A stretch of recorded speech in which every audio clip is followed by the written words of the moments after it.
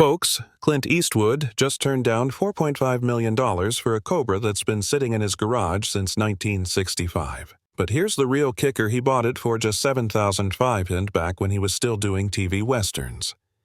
Today, we're looking at the 10 rarest cars in Dirty Harry's collection. And let me tell you, these aren't your average classic cars. From a Ferrari that even Carroll Shelby couldn't get his hands on to a one-of-one muscle car that Detroit thought was crushed decades ago, these machines are the stuff of automotive legend. Number 10. 1951 Hudson Hornet. This one's got a sentimental touch. Clint says this car reminds him of his father, but it's no ordinary Hornet. It's one of only 43 built with the ultra-rare twin H-Power package and factory-lightened body panels. Under the hood, a 308 cubic inch straight 6 making 170 horsepower. That might not sound like much, but back in '51, this thing was dusting Oldsmobile V8s like they were standing still. What makes this one special? It's got documented race history at Daytona Beach back when they actually raced on the sand. Clint found it in a barn in Georgia, untouched since 1962. The previous owner, a former moonshine runner who bought it straight from the Hudson factory race program. And during restoration, they even found mason jars full of white lightning still hidden in the rear quarter panels. Now that's some authentic history. Number 9. 1964 Ferrari 250 GT. Lusso Ferrari fans, this one's for you. This Lusso isn't just rare, it's the last one ever built.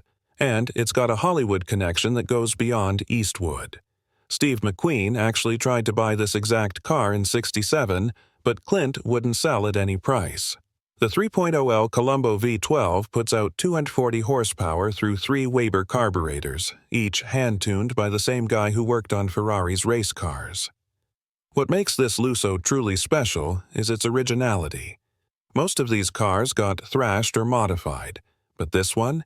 It's been babied its whole life. Even has the original toolkit still wrapped in factory oil paper. Number 8. 1970 Plymouth Hemi. Cuda convertible. Only 14 Hemi Cuda convertibles were built in 1970, and just 4 had a 4-speed manual. But this one?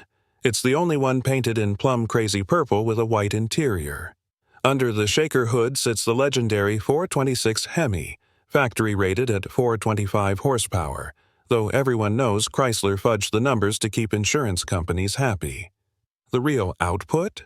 This engine was dyno tested at 465 horsepower before installation. Clint found this beauty in Montana, parked since 1973 when gas prices skyrocketed. With just 16,000 miles, even the original window sticker was still in the glove box. Number 7. 1956 Jaguar XKSS. One of only 16 XKSS models built before a factory fire destroyed the rest.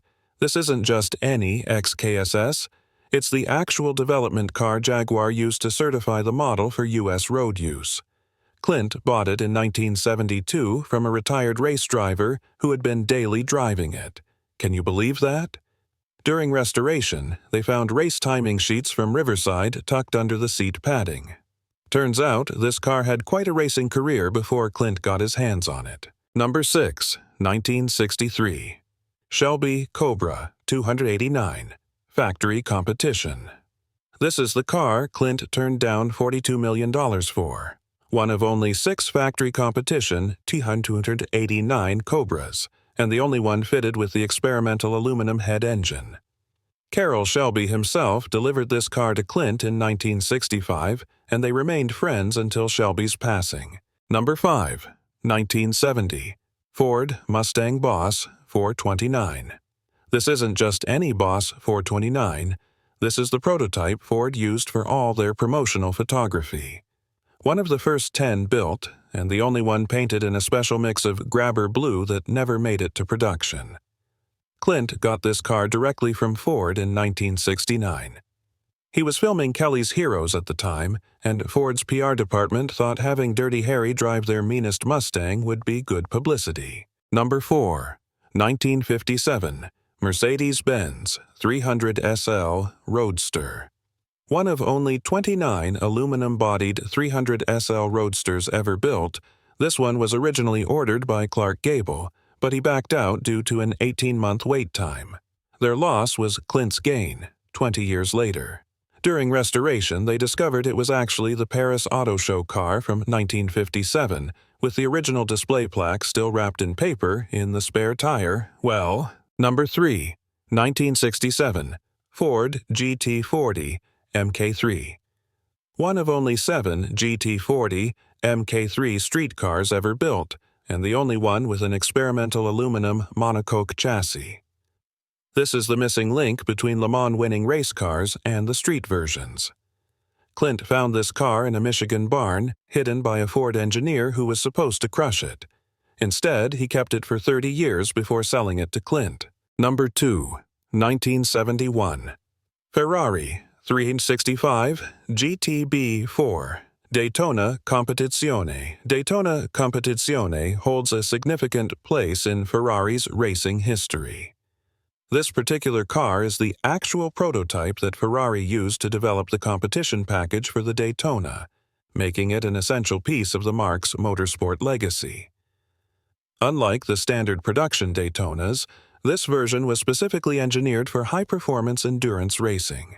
What makes this example even more extraordinary is its rarity and unique construction. It is one of only 3 factory-built lightweight Daytona Competizione models ever produced. However, what truly sets it apart from the other 2 is its aluminum body panels, making it the only one of its kind. This lightweight construction was a crucial factor in enhancing the car's agility and overall performance on the track. With its combination of rarity, historical significance, and racing pedigree, the 1971 Ferrari 365 GTB4 Daytona Competizione stands as an exceptional and highly sought-after piece of Ferrari history. Number 1, 1968, Ford Mustang GT390 Bullitt, the holy grail of movie cars. The actual Mustang that Steve McQueen drove in that legendary chase scene. Thought lost for years, Clint tracked it down in a Kentucky barn in 2018. The dents from the chase scene? Still there. The camera mounts? Still welded to the frame. Clint kept everything as it was, saying it helps him remember his friend Steve. Folks, that's Clint Eastwood's incredible $45 million car collection. From American muscle to Italian exotics, each one tells a story of automotive and Hollywood history. And remember Clint's philosophy about collecting cars. A man's got to know his limitations, but sometimes you've got to ignore them to get the car you really want. Hit that subscribe button if you love classic cars, and we'll see you next time.